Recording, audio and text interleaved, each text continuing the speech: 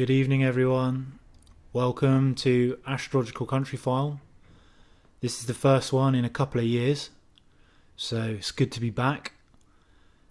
The reason I was gone for quite a while was just I hadn't been paying attention to astrology too much.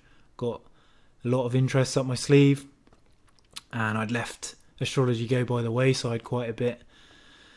What I want to do today is just do a little companion video to an essay I wrote today on the astrology of the coronation of King Charles, coming up on Saturday. To give a little bit of context for this type of work, there's conversations I've had with people before whenever I've wanted to look into the astrology of people in power.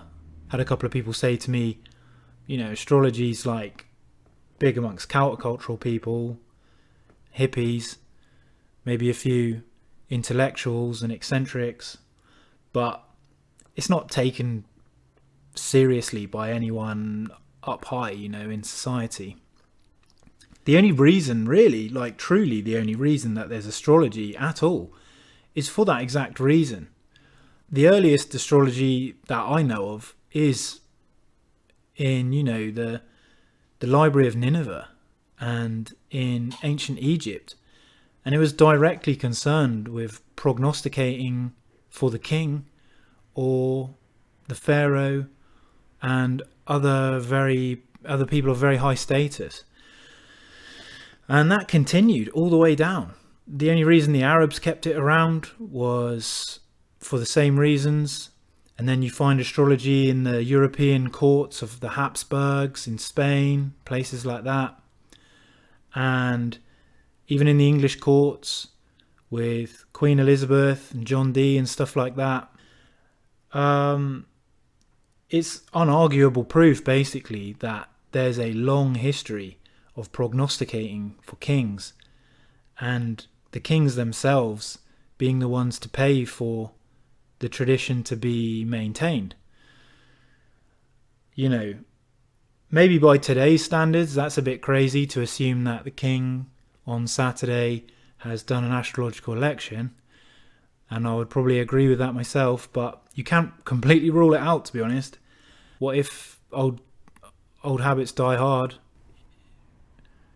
For instance, in the medieval times, I don't think the common people knew that the king had astrologers, because in most instances astrology would have been banned by the church, and it was probably quite secret. And that's a fact. That's just history. It's not a sort of delusional history. It's pretty mainstream history. So who knows? Maybe we're still in that boat today. But with that said, let's just do a bit of astrology anyway, and see what is fated for this event on Saturday. Right, I'm going to try and be brief and not waffle, which is hard for me. But first, I just want to say thanks to the people provided me with the source material for this. The first is Dimitra George and Aaron Cheek of Rubido Press. This is my favourite text, basically. I got volumes 1 and 2. And there's just something about that ancient astrology. Well, there's also something about the kind of quality of the workmanship in this. It's absolutely tome. But also the use of dignity, and I really like the whole sign house system. Just the whole thing seems much more common sense, or following some sort of consistent order, which takes the kind of nuance and the subjectivity out of interpretation. Just a small resource that I've used from someone who, I don't know their name, I'm sorry, but they go by Horoi Project on Patreon. And I've really enjoyed digging through the translation of the discourses with Abu Mashar that they provided. Right, well, I'm already struggling to be brief. So let's see where this goes. But the chart here is for 11 a.m. on the 6th of May, which is the time at which they are saying that the king will arrive at Westminster Abbey, the location where he'll have the crown put on his head. So the first thing, what I think is the most important thing, we're crowning a king. And what is more symbolic of a king than the sun? Now, I know the sun does this every day, but symbolically speaking, while this ceremony is going on, the sun is ascending. The ascension of the sun up to meet the zenith, the highest, most visible point of the sky, during a ritual which is the ascension of a prince to a king. Nothing special though, because the sun literally does that every day. But something that is kind of special, I think, is that at that same time, the ascendant is being ruled by the sun, and that's only true when the sun is in Taurus. You can't have the sun conjunct the midheaven with Leo on the ascendant any other time of the year. So that's kind of a suspiciously perfect situation, really, for this event, and I think it's kind of cool. I think it's kind of cool, partly because one part of me wants to believe that that's intentional, and it's cool in another way because it will literally be happening while we're watching the coronation and seeing this this event. It's kind of being symbolically acted out according to astrology at the same time, you know. Like, when the king gets there at 11, say it takes an hour and a half of kind of formalities before the crown is like ritually placed on his head and it's a done deal. It might actually happen that crowning event might take place as the sun is conjunct the midheaven, like when the sun is literally at the zenith and Leo is on the ascendant. Astrologically speaking, that's such a potent symbol for the crowning of a king. But if we were to look at the rest of the chart as well, though, as kind of either a natal chart, or we were trying to break down the reasoning behind the election for the chart, there's a few other interesting features. I mean, the lunar eclipse first. Let's talk about the lunar eclipse. So astrologically speaking, everything I ever hear is that lunar eclipses are bad omens, and especially bad omens for kings. That might be wrong. Maybe I'm not privy to kingly astrology. On the other hand, maybe the king just doesn't know that. He's not into astrology, and he's just timed his coronation at the worst time possible. It's literally a couple of hours after an exact lunar eclipse. Time will tell. I think what's worth saying is that there's a couple of maybe mitigating factors, that if you were doing an electional chart, you would still go ahead with this despite the lunar eclipse. And I might be wrong in saying it, but let's just go there. So the first thing I think is that potentially a king is not too bothered by a lunar eclipse. If you've engineered an election around a sun, you want to draw down this kind of solar deity into your ritual. You know, who knows? Maybe you're willing to just not be interested in this negative kind of malefic influence from the moon. That may be one thing. The second thing might be that you're not directly under that moon's rays. You know, the lunar eclipse is happening on the other side of the world, and so if you think about astrological magic in terms of rays, in terms of like less symbolic and more kind of literal forces,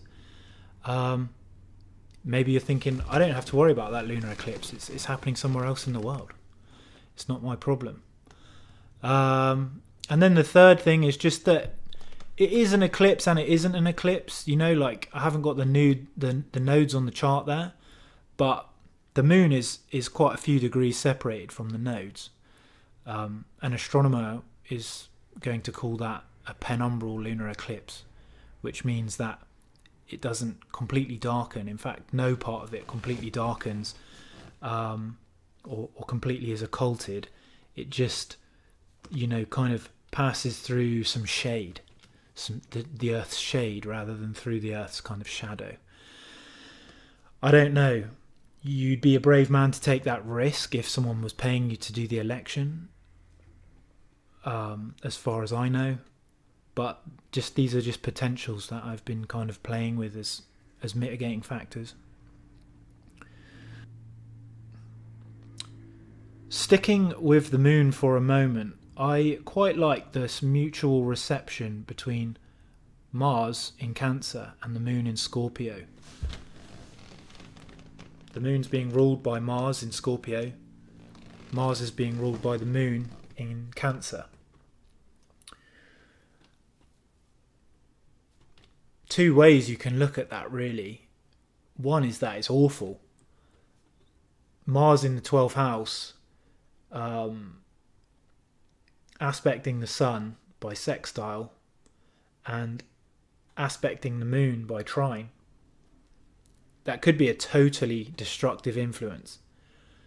And again, that might be a sign that no one with any astrological kind of knowledge was invited to the kind of party on when to hold this eclipse or when to hold this coronation. From another side, though, there's a way which you could see it that Mars is completely mitigated here. The 12th house is a house of kind of obscuration.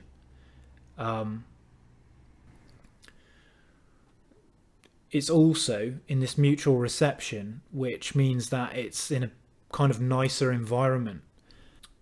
It's not just in a stranger's house, it's kind of done this house swap. And so with this trine, depending on how much importance you give aspects with regards to malefics, there's an argument can be made there for Mars being well mitigated. Again, it's probably a stretch, but Pluto in Aquarius is a big deal. One part of me wonders whether a king has ever been crowned with Pluto in Aquarius. This might be a completely original event. It's definitely something that hasn't happened for a while. It would be an interesting research piece, actually, that. What are kings who have been crowned or reigned during Pluto in Aquarius? I mean, Pluto's in Aquarius for about 20 years. And that's longer than most monarchs' reigns, maybe. But who knows, maybe it just lines up so that every time Pluto got to Aquarius, someone had a long reign, and a king has never been crowned under that configuration. You'd have to also maybe take into account that Aquarius is this kind of what would you call it? Hot topic at the moment, with the great conjunctions happening in the air signs. The previous great conjunction happened, 3 years ago, almost in that exact degree of Pluto. That's a strange synchronicity. Great conjunctions all to do with changes of power, and then as you get this change of monarch, you've got a really slow moving, really signifying long trends. Something really nice is Venus in the 11th there in Gemini. I just think Venus in the 11th is never bad, because the 11th, all to do with, it's called the House of Good Spirit. but what that means in practice is your associates, your allegiances, your opportunities available from kind of social sources, from socializing. Because Venus is such a planet of harmony and pleasure and such a kind of welcoming energy in a chart. When Venus is in the 11th, it's never bad. But then Venus in Gemini as well is such a kind of bubbly, slightly chaotic, but fun, in a fun way, dynamic, that if you're throwing a massive party, the biggest party in 70 years for people into monarchies and empire, it's not a bad look. The celebration's going to be coloured with a very kind of erotic but slightly chaotic, slightly weird, very bubbly colour. It's got that stain all over it, and I like that. I'm happy about that. If we're talking about kings, as Abu Mashar says, we have to talk about the midheaven, and we have to talk about Saturn. So for this coronation, we start out at the beginning of the ceremony with the midheaven in the 9th, but by the end of it will have moved into Taurus in the 10th and conjoined the sun, our big kind of, king in the sky. So what's interesting about that is, first, it changes rulership from quite a nasty rulership, this Mars in the 12th house. As it swaps over into Taurus, it's ruled by this Venus in 11th. The midheaven basically represents, for a person, their kind of reputation, but also their vocation. Not only what's to be expected of them, but to what degree that will be positive or negative. Leaving the sun aside for a moment, for that to be ruled by Venus, and in Taurus, Valens, as I say in the paper, Valens calls Taurus the house of wealth. This kind of noble, stable place, and a king crowned under that is I think the intention or the hope would be that it's this noble, stable, benign leadership. If you believe that's possible or not, that's up to you. But I think looking at the ritual and the intention behind the ritual, if there is one, you can see what type of king they're hoping for, this kind of smiley, stable guy.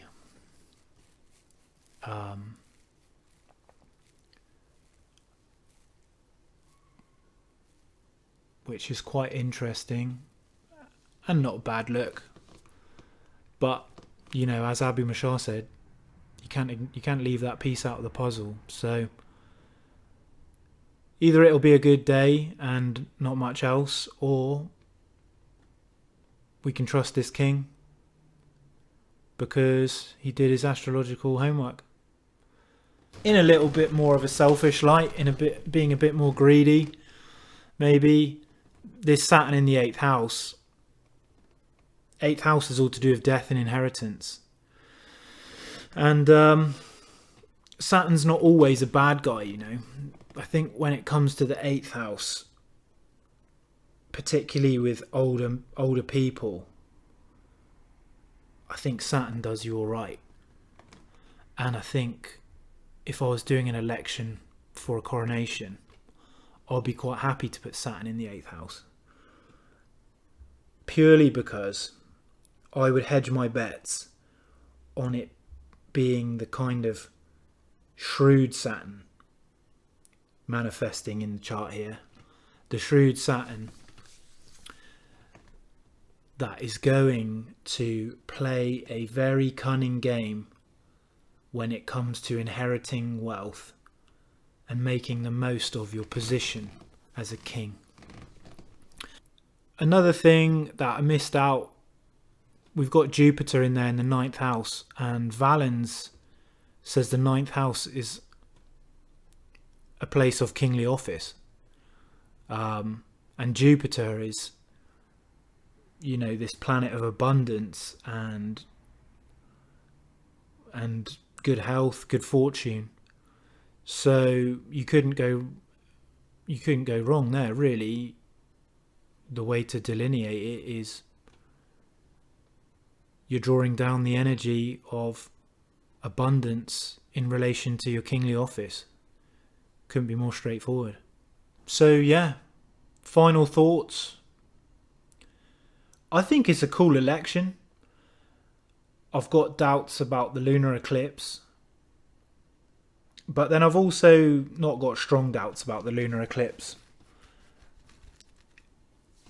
It's a good chance that it's completely mitigated and it's not a real eclipse. It's this kind of, strictly speaking, if you're looking at the astronomy, it's an eclipse. But if I was looking at the chart, there's a good chance I would say, no, you're okay.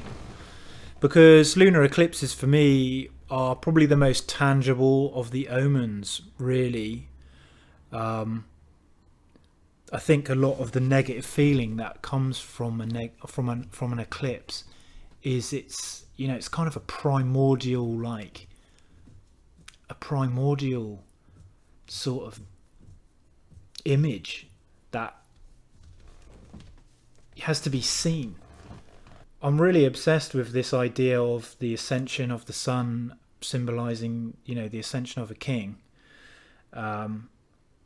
Especially with Leo on the horizon, I feel vindicated a little bit. I feel a little bit vindicated. It seems a little bit too good to be true. There's a lot of real obvious evidence. There's obvious synchronicities there that symbolize a good kingship, to the degree that I wouldn't be surprised if they were intentionally there. If you think about how in magical systems like the Golden Dawn, for instance, when someone was initiated, you would take the chart from the moment of initiation as a new natal chart. Well, if you use that as your kind of modus operandi for something as sort of important as initiating a new king, then this is a pretty positive chart. This is a pretty positive new natal chart, and yeah, not much more to say. I hope you found it interesting, and thanks very much for listening.